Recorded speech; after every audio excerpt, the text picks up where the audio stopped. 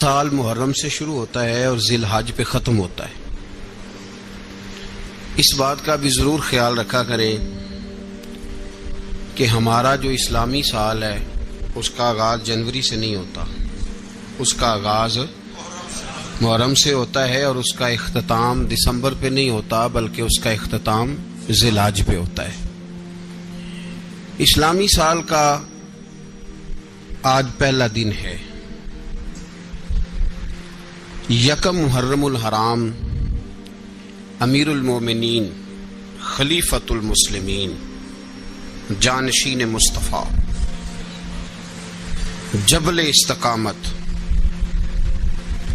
اور رسول اللہ کے دین کا بہت بڑا سپاہی حضرت عمر فاروق رضی اللہ تعالی عنہ، جناب عمر کا نام صرف کام نہیں، حضرت عمر کا نام انقلاب برپا کر دیتا ہے۔ حضرت عمر کا نام کفر کے ایوانوں میں جبر، ظلم، شرک کی وادیوں میں جب حضرت عمر کا نام بھی لیا جائے تو بے ایمان کانپنا شروع ہو جاتے ہیں۔ حضرت عمر فاروق رضی اللہ تعالی عنہ، حضرت عمر معمولی شخص نہیں، معمولی آدمی نہیں۔ کچھ لوگ صدیوں کے بعد پیدا ہوتے ہیں اور کچھ لوگ ایسے ہوتے ہیں جو ایک ہی بار پیدا ہوتے ہیں، ان جیسا دوسرا پیدا ہوتا ہی نہیں، دوسرا ان طرح کا پیدا ہوتا ہی۔ حضرت عمر رضی اللہ تعالی عنہ جیسی شخصیات پیدا ہی نہیں ہوتی دوبارہ۔ سارے صحابہ در رسالت مآب پہ خود آئے۔ یہ وہ عظیم شخص ہے جسے اللہ کے محبوب نے اللہ سے مانگ کے لیا، کہا اے اللہ یہ مجھے دے دے، اللہ سے مانگ کے لیا ہے۔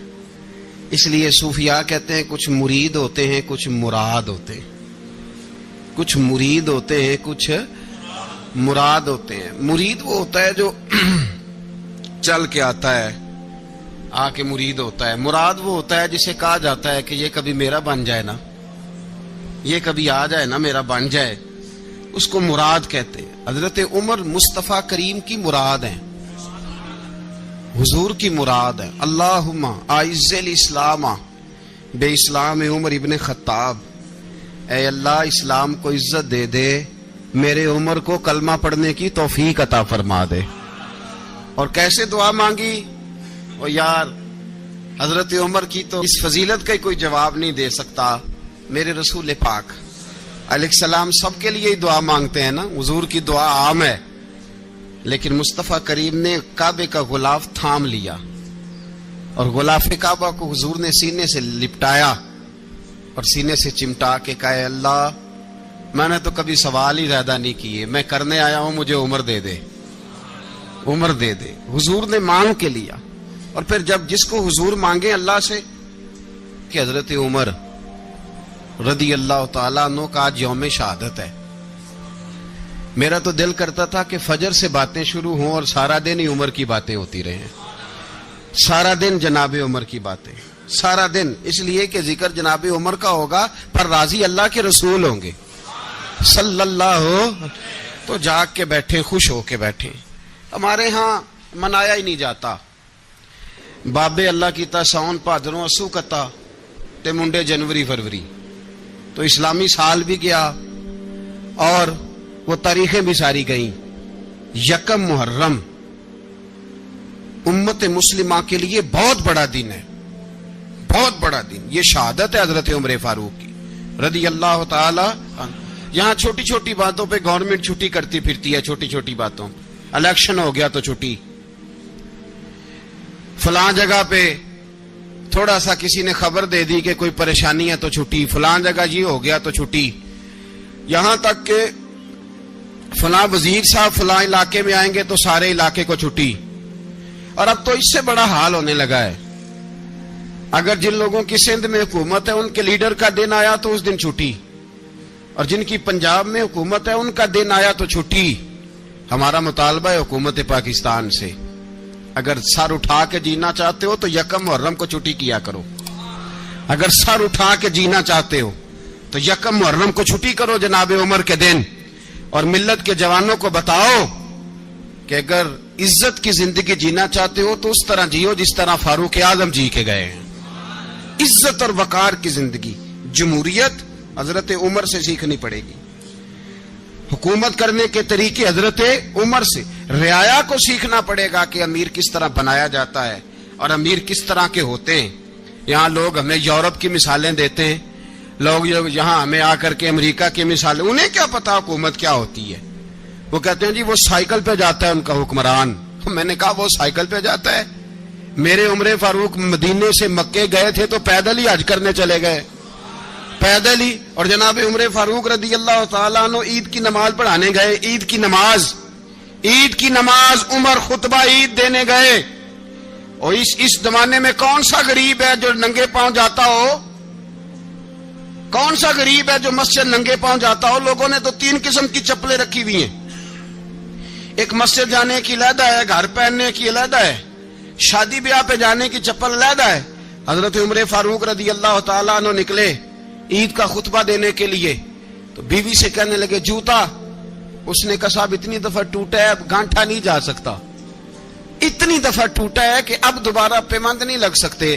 تو حضرت عمر کہنے لگے چل کوئی حرج نہیں ہے، بغیر جوتے کے ننگے پیر ہی چلتے ہیں، کوئی حرج نہیں۔ تو کہنے لگے لوگ کیا کہیں گے؟ فرمایا چپ کر، لوگ جس دن عمر نے یہ دیکھ لیا نا لوگ اس کے بارے میں کیا کہتے ہیں، اس دن عمر نہیں رہے گا۔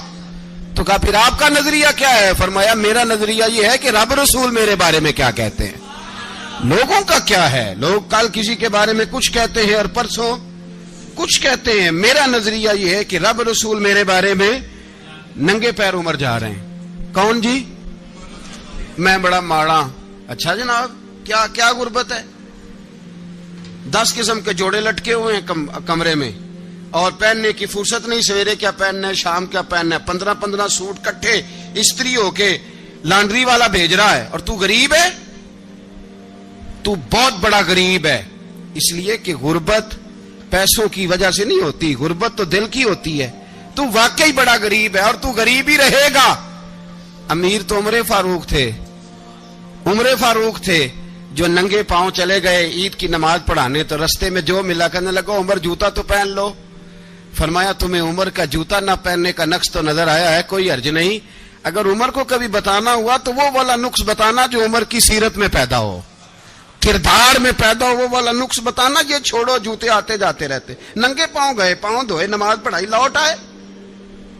او بھائی یہاں تو ہمارا بناؤ سنگار اترنا، جتنی توجہ کپڑوں کی طرف ہے اتنی توجہ کبھی ہماری علم کی طرف ہوتی نا، جتنا ذوق شوق ہمارا بناؤ سنگار کی جانب ہے، اتنا بناؤ سنگار کبھی ہمارا اخلاقیات کی جانب ہوتا تو معاملات بڑی حد تک سنورے ہوئے ہوتے۔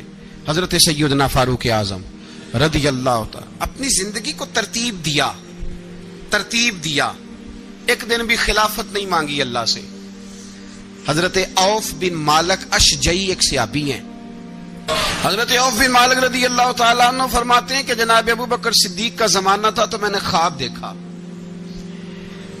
میں نے خواب میں جناب عمر کو دیکھا، اور میں نے دیکھا کہ کوئی کہنے والا کہہ رہا ہے کہ عمر وہ ہے کہ اللہ کے رستے میں کوئی اسے جتنا مرضی برا بھلا کہے یہ پرواہ نہیں کرتا۔ کس کے رستے میں؟ بولے سارے۔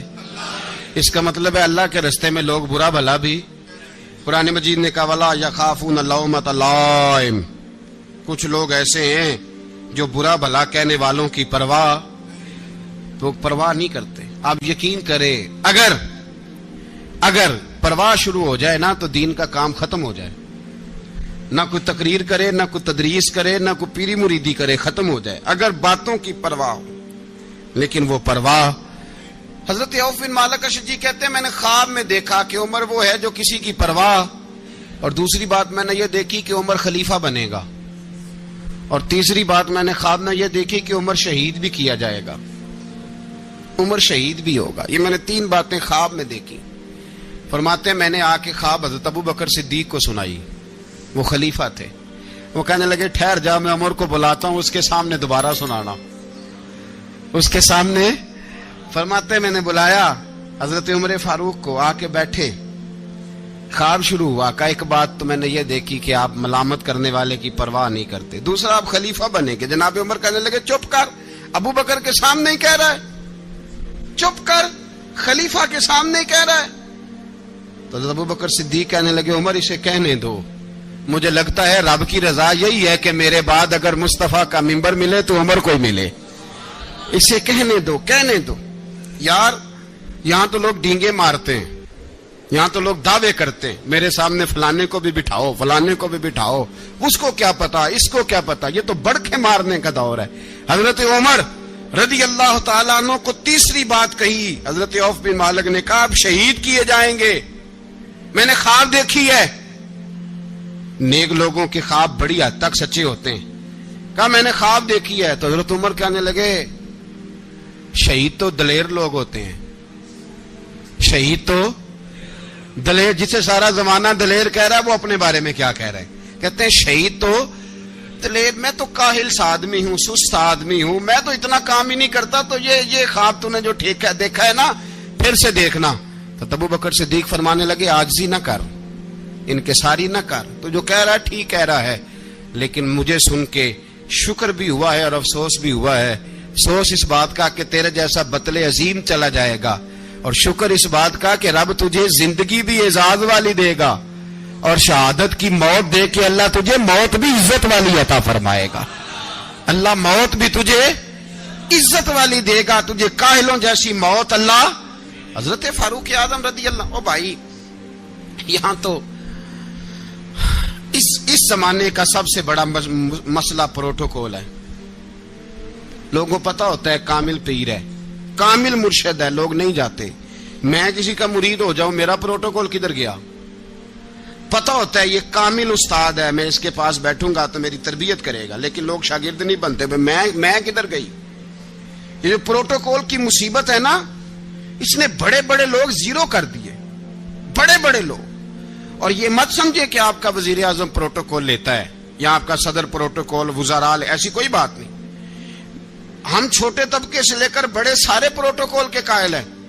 ہمارا تو داماد بھی کہتا ہے کہ مجھے پوچھا نہیں میں تمہارے گھر کیوں آؤں. ہمارا تو بھائی ہر شخص اعلان کرتا ہے پروٹوکول کا, فلانے نے عزت نہیں دی تو واپس آ جاؤ, فلانے نے سلوٹ نہیں کیا تو واپس آ جاؤ. لوگ جہاں سلوٹ کرنا چاہیے وہاں بھی سلوٹ کرانے کے قائل ہیں. پر حضرت عمر رضی اللہ تعالی, حضرت عمر کی سادگی اور پھر جناب عمر کی عاجزی, جب انسان اپنے اوپر سوار کر لیتا ہے نا, سوار کر لیتا ہے, میں بدکار پرانا خادم, کسے در ملی نی ٹوئی, تے واصف یار نے نظر جو کی تھی تے واصف ہی. میں اکثر سوچتا ہوں حضور نے جہاں بھی کہا نا, فرمایا میرے بعد نبی ہوتے تو خطاب کے بیٹے عمر ہوتے. حضور نے فرمایا عمر جس رستے سے جاتا ہے شیطان وہ رستہ بدل جاتا ہے. نبی پاک صلی اللہ علیہ وسلم نے فرمایا میرا عمر وہ ہے کہ اس کی زبان پر حق جاری ہے. حضور علیہ الصلوۃ والسلام نے فرمایا 950 سال حضرت جبریل میرے عمر کی شان بیان کریں تو ان کی عظمت ختم نہیں ہوتی. 950 سال جبریل عظمت بیان کرے تو ختم نہیں ہوتی. یہ بات ہے حضرت عمر کی. اور فرمایا عمر ابو بکر کی نیکیوں میں سے ایک نیکی ہے, یہ شان ہے عمر فاروق رضی اللہ تعالیٰ عنہ کی. حضور نے فرمایا میرے بعد نبی ہوتے تو عمر ہوتے, جس گلی سے عمر آئے شیطان رستہ بدل جائے. میرے عمر فاروق کی شان 950 سال بیان ہو تو ختم نہ ہو. عمر کی زبان پر اللہ حق بیان کرتا ہے, جو عمر کہتا ہے وہی رب کر دیتا ہے. حضور ساری زندگی فضیلتیں بیان کرتے رہے, عمر جواب میں کیا کہتے ہیں؟ کوئی بتائے نا کہ یہ والی حدیثیں کبھی عمر نے بھی روایت کی ہوں کہ حضور نے میرے بارے میں یہ کہا ہے. یہ روایتیں وہ روایت نہیں کرتے. ان سے جب لوگ کہتے عمر تیری بڑی بات ہے تو عمر رو پڑتے, کہتے میں تو اونٹ چرانے والے باپ کا بیٹا ہوں, میں تو اونٹ چرانے والے باپ کا بیٹا, اونٹ چرا. اس سے آگے عمر گئے ہی نہیں ساری زندگی, اس سے آگے لفظ ہی نہیں ادا کی. اور میں تو بھائی اونٹ چرانے والا, میرا باپ تو اونٹ چرایا کرتا تھا, 10 اونٹ تھے, میری ڈیوٹی ہوتی تھی, سنبھالے نہیں جاتے تھے, ابا ڈنڈوں سے مارتا تھا. ساری زندگی عمر حج کرنے گئے, ایک خشک تنا کھجور کا عمر فاروق رضی اللہ تعالیٰ عنہ نے اس کو اپنے کلاوے میں لیا، رونے لگے۔ لوگوں نے کہا عمر کیا ہوا؟ فرمانے لگے یہاں میں اونٹ چرایا کرتا تھا، یہاں میں اونٹ چراتا تھا، 10 اونٹ سنبھالے نہیں جاتے تھے، دیکھو رسول اللہ کی شان، آج ساری امت چلانے کا طریقہ عطا فرما دیا ہے۔ ساری نظریے سے پیار۔ یار پیسہ کس کو برا لگتا ہے؟ آپ جس آدمی کی 50 کروڑ کی پراپرٹی ہے اس کو پوچھیں سب سے غریب، آپ کو وہی نظر آئے گا۔ وہ کہے گا میں ٹائٹ ہوں، حالات بڑے۔ میں کئی باری پوچھے انہوں نے، میں کہتا ترجمہ بھی 10 چھڑوں کی، ہمیں تو سمجھ نہیں آتی، اور ٹائٹ حالات کون سے ہوتے ہیں جی؟ جس آدمی کا کروڑوں میں کاروبار ہے نا، اس کو آپ چھیڑے وہ رونے لگ جائے گا، رونے۔ تو کئی میں نے ایسے دیکھے ہیں کرائے کا مکان ہے، ان سے پوچھے صاحب کیا حال ہے، تو کہتے ہیں جتنی اللہ نے شان والی زندگی ہمیں عطا کی ہے کسی کو نہیں دی ہوئی۔ اس کا مطلب ہے خوشی بھی یہی ہے اور غم بھی یہی ہے، اندر سے خوشی ہے، اندر سے ہی۔ تُنے اگر راضی رہنا ہے تو ادھر سے رہنا ہے، ناراض رہنا ہے تو بس اپنے آپ کو خوش رکھے گا تو ہو جائے گا۔ سارے صحابہ مل کے آئے، کہنے لگے عمر فاروق سے کہنا ہے نبی پاک کے زمانے میں تو ظاہراً غربت تھی، ابو بکر کے دور میں بھی غربت تھی، اب تو بڑا مال ہے، عمر سے سفارش کرو کہ عمر نیا کرتا پہنا کرے۔ ملکوں کے سفیر آتے، عمر وہی پھٹی پرانی چادر اوڑھ کے اور وہی کئی جگہ پہ پیوند لگے سوٹ پہن کے سفیروں کے سامنے بیٹھ جاتا ہے۔ عمر کو مشورہ دو، طے ہو گئی بات۔ سب نے جب مشورہ دے لیا تو سارے کہنے لگے یہ بتاؤ شیر کی مونچھ کو ہاتھ کون لگائے گا؟ کہنا کس نے ہے؟ بندہ بھی تو ڈھونڈو نا۔ نے کہا جناب میرا یہ خیال ہے کہ مولا علی شیر خدا کہیں گے، کیونکہ جس شخص کی عمر کو سب سے زیادہ حیا کرتے دیکھا وہ شیر خدا مولا علی ہے رضی اللہ تعالی علی کہیں گے۔ اس لیے کہ جناب علی تو کئی دفعہ جب گفتگو کرتے تھے تو حضرت عمر چپ کر جاتے تھے اور فرماتے تھے علی نہ ہوتا تو میں ہلاک ہو جاتا۔ تو کہا علی سے کہو۔ جناب علی شیر خدا کو بلایا، کس کام کے لیے جی؟ اللہ اکبر۔ یہ ذرا آپ نے اس دور پہ اس بات کو ذرا لاکا جناب ان سے کہیں کہ زیادہ نہیں، ایک کرتا نیا پہن لے، سفیر آتے ہیں وزیر آتے ہیں تو ایک کرتا نیا پہن لے۔ حضرت علی کو بلایا، آپ فرمانے لگے کوئی اور بات ہوتی تو میں کہہ دیتا، یہ والی میں نہیں کہہ سکتا، کوئی اور ہوتی تو میں عمر کو کئی دفعہ کہہ دیتا ہوں، جلال میں بھی تو سن، یہ والی میں نہیں کہہ سکتا، میں تمہیں ایک مشورہ دیتا ہوں۔ کہا وہ کیا؟ کہنے لگے سید عائشہ صدیقہ سے کہو، وہ مومنوں کی ماں ہیں، عمر ٹالے گا نہیں۔ اماں جی سے جا کے کہا اماں جی نیا کرتا عمر سے کہیں پہن لیں، وزیر آتے ہیں بڑے بڑے لوگ تو چلو کوئی عرض نہیں۔ اماں جی نے کہا اچھا کوئی بات نہیں میں بلا لیتی ہوں۔ جناب عائشہ نے پیغام بھیجا، جب خادم نے کہا نا مصطفیٰ کے گھر سے پیغام آیا ہے تو 20 لوگ بیٹھے تھے، عمر کانپتے ہوئے اٹھے، کانپتے دوڑے۔ حضرت عائشہ پردے میں تھی تو فرماتی ہیں عمر اتحیات کی حالت میں بیٹھ گئے۔ کہا اماں جی دیر تو نہیں ہو گئی مجھے آنے میں؟ کہا نہیں ٹائم پہ آ گئے ہو۔ کس لیے بلایا تھا؟ کہا عمر دیکھو غربت کے معاملات اور ہوتے ہیں، جب اللہ آسانی دے تو کوئی چیز استعمال کرنا حرام نہیں ہوتی، اگر حرام ہے تو بتاؤ۔ کہا نہیں اماں جی حلال ہی ہے۔ تو فرمایا پھر اتنے سفیر آتے ہیں مشیر آتے ہیں، اب تو مال غنیمت بڑا آتا ہے، ڈھیر لگ جاتے ہیں مسجد میں، تو چل ایک نیا کرتا تم بھی پہن لیا کرو، اور آپ نیا کرتا پہنو گے تو دھاک بیٹھے گی غیروں پر۔ تو صحابہ کا مشورہ ہے کہ آپ نیا لباس پہنے۔ اماں جی کہتی ہے میں نے حکم دیا تو عمر چپ کر گئے، گردن جھک گئی۔ تھوڑی دیر کے بعد سیدنا عمر فاروق نے سر اٹھایا تو داڑھی پہ آنسو گر رہے تھے، رو پڑے، کہنے لگے پاک محبوب کی پاک بیوی جیسے حکم کرتی ہو میں حاضر ہوں، پر مجھے وہ والا لباس پہنانا جو میرے مصطفیٰ نے پسند فرمایا ہے۔ اگر یہ رنگ رسول پاک کا ہے تو میں حاضر ہوں، اور اگر نبی پاک کا نہیں تو پھر جیسے آپ حکم کریں۔ جناب عائشہ کہتے ہیں عمر روئے تو میں زیادہ روئی، میرا پلو بھیگ گیا آنسوؤں سے۔ میں نے کہا عمر آپ جائیے۔ عمر یوں نکلے تو جو صحابہ کھڑے تھے وہ کونے میں تھے، سارے آ گئے۔ کہا اماں جی کیا بناؤ؟ فرمایا بھائی تم سب جو باتیں کہتے ہو وہ اپنی جگہ ٹھیک ہیں، پر عمر جو بات کرتا ہے وہ سب سے زیادہ ٹھیک ہے۔ عمر جس پہلو پر بات کرتا ہے وہ یار ایسی عاجزی، ایسا رنگ، ایسا انداز، ایسا طرز حیات، ایسی زندگی. اولاد کے معاملے میں لوگ بزدل ہو جاتے ہیں، بزدل. پر حضرت عمر کا بیٹا مصر گیا، وہاں سے کمائی کر کے لایا، تجارت کرنے گیا، لاکھوں کا مال. کون سا باپ ہے دنیا میں جس کا بیٹا باہر سے پیسے لے کے آئے تو ابا تفصیل پوچھے کہ بیٹا کہاں سے کمائے، کہاں سے لایا، کتنے ملے، کیوں آئے؟ کون سا باپ تفصیل پوچھتا ہے؟ ابا تو کہتا ہے لا صحیح، اور تعریفیں کرتا ہے میرا بیٹا بڑی کمائی کرتا ہے. کبھی پوچھا ہے اس سے کہ ڈیوٹی صحیح دیتا ہے کہ نہیں؟ کبھی پوچھا ہے کہ تو ایمانداری کی روزی لاتا ہے کہ حرام کی کماتا ہے؟ یہ باپ کی ذمہ داری ہے، یہ اماں کی ذمہ داری ہے. پھر کہتا ہے بیماری کیسے آ گئی، پریشانی کیسے آ گئی؟ تو نے کبھی سوال کیا اپنی اولاد سے؟ حضرت عمر فاروق رضی اللہ تعالیٰ عنہ کا بیٹا مصر سے پیسے کما کے لایا تو جناب عمر نے بلایا، فرمایا بیٹے اتنی تو تیرے پاس راس ہی نہیں تھی، تھوڑے سے تو پیسے لے کے گیا تھا، اتنی کمائی کیسے ہو گئی؟ اتنے تو پیسے نہیں تھے صاحب، کہاں سے کمائی لائے؟ اس نے کہا ابا جی وہ جو میرے چچا ہے نا مصر کے گورنر، آپ کے دوست، انہوں نے میری مدد کی ہے. فرمایا جتنے لوگ گئے تھے سب کی ہے مدد اس نے؟ کہا نہیں صرف میری کی. فرمایا تیری کیوں کی؟ تیری کیوں کی؟ کہا حضور آپ کے دوست ہیں. فرمایا چپ کر، حضور انہوں نے مجھے اتنے پیسے دیے، میں نے کاروبار میں ڈالے تو نفع آیا تو میں ان کی رقم دے کے. فرمایا خاموش ہو جا، باقی جتنے لوگ گئے تھے سب کی مدد کی اس نے؟ کہا نہیں حضور صرف میری کی. فرمایا اس نے تیری مدد نہیں کی، اس نے خلیفہ کے بیٹے کی مدد کی، اس لیے کہ وہ خلیفہ کو اپنے حق میں نرم کر سکے.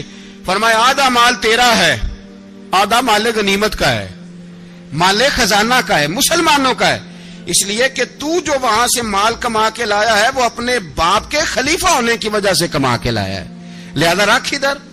یہاں کہتے ہیں کدھر سے آیا، کیسے آیا، کون سا حساب دیں، کیا کریں؟ او بھائی حضرت عمر رضی اللہ تعالیٰ عنہ کا اپنی اولاد کے بارے میں یہ رنگ ہے. ایک جنگ سے نا خوشبو آئی، خوشبو بڑی مہنگی ہوتی تھی، عرب میں خوشبو آج بھی بڑی مہنگی ہے، وہ زیادہ استعمال کرتے ہیں. میری باتوں کی سمجھ آ رہی ہے میرے بھائیوں؟ بڑی مہنگی خوشبو تھی. جب وہ خوشبو آئی تو حضرت عمر نے کہا، گھر میں پہلے پہنچی حضرت عمر کے، چونکہ زیادہ عورتیں استعمال کرتی تھی گھر کے اندر خوشبو، مرد بھی لگاتے تھے. حضرت عمر نے اپنی بیوی سے کہا، آپ کی زوجہ تو تھی وہ بڑی خوشبو کو پسند کرتی تھی. حضرت عمر نے اپنی زوجہ سے کہا کہ خوشبو لاؤ، میں نے ایک عورت کی ڈیوٹی لگائی ہے، وہ خوشبو تول کے نا تو حصہ برابر صحابہ میں بانٹ دے گی. تو آپ کی زوجہ کہنے لگی کسی بی بی کی ڈیوٹی لگانے کی کیا ضرورت تھی، میں جو موجود تھی میں بانٹ دیتی ہوں تول کے حصہ برابر. آپ نے فرمایا نہیں تو رہنے دے، فلانی بی بی بانٹے گی. کہا حضور میں نے بھی بانٹنی ہے، میرے پہ کچھ حق ہے؟ آپ نے فرمایا نہیں تو تفصیل نہ پوچھ، تو خوشبو دے دے کوئی اور بانٹے گی. خاتون خانہ تھی نا، کہنے لگی نہیں مجھے بھی آج آپ کو بتانا ہی پڑے گا کہ کوئی جو بانٹ سکتی ہے تو میں کیوں نہیں بانٹ سکتی؟ زوجہ کہتی عمر نے بات کی تو میری چیخیں نکل گئی. حضرت عمر فرمانے لگے جب تو خوشبو بانٹے گی نا تیرے ہاتھوں کو بھی لگے گی، تیرے دوپٹوں کو بھی لگ جائے گی. اگر رب کریم نے مجھ سے سوال پوچھا کہ عمر خوشبو تو مسلمانوں کی تھی، تیری بیوی کے دوپٹے کو کیوں لگ گئی، تو میں اللہ کے حضور کیا جواب دوں گا؟ اگر اللہ نے یہ سوال کیا کہ تیری بیوی نے کیوں لگائی، وہ تو حصہ تھا مسلمانوں کا، تو نے تیری بیوی نے کیوں لگائی؟ تو فرمایا میں نہیں چاہتا کہ اللہ کے حضور مجھے اور تجھے باز پرس ہو، لہذا کسی اور کو بانٹنے دے. زوجہ روئی اور تڑپ کے کہنے لگی عمر مجھے لگتا ہے صبح قیامت بھی تیری بیوی ہونے کی وجہ سے اللہ مجھے جنت عطا فرما دے گا، تیری زوجہ ہونے کی برکت سے. بھائی یہ معیار رکھا، خدا کی قسم ایسا شخص تاریخ میں دوبارہ نہیں آیا. اتنا بڑا آدمی، اتنا بڑا شخص، اتنا بڑا آدمی، اور پھر رنگ یہ ہے کہ عمر 22 لاکھ مربع میل کا حکمران، 22 لاکھ، اور کھجور کے درخت کے نیچے مٹی کا ڈھیلا لے کے سو گئے ہیں، پرواہ کوئی نہیں، کوئی مسئلہ ہی نہیں. 2 غلام ساتھ بیٹھے تو ایک روٹی حضرت عمر نے گھر سے منگوائی، تھوڑا سا سرکہ، تو غلام کہنے لگے ہم نے بھی کھانی ہے. فرمایا کوئی حرج نہیں، روٹی کو پیٹ بھر کے کھانا ضروری تو نہیں، 3 حصوں میں بانٹ لیتے. ایک آدمی آیا ہوا تھا مصر کا رہنے والا ملنے کے لیے. اس نے پوچھا عمر کدھر ہے؟ تو کہا وہ ادھر جاؤ مسجد میں بیٹھے ہوں گے. اور واپس آیا تو کہنے لگا وہاں تو 3 غلام بیٹھے ہیں, ایک روٹی بانٹ بانٹ کے کھا رہے ہیں, لگتا ہے کئی دنوں سے روٹی نہیں ملی.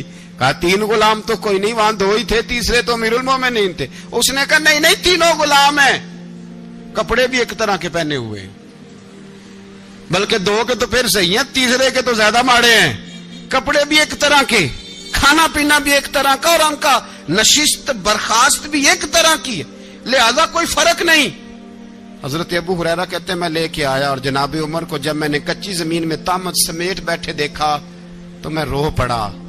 میں نے اس مصر سے آنے والے کو کہا تو اس کے جلوے دیکھ, اگر اس کی ذات میں اتنا حسن ہے تو محمد عربی کا مقام کیا ہوگا.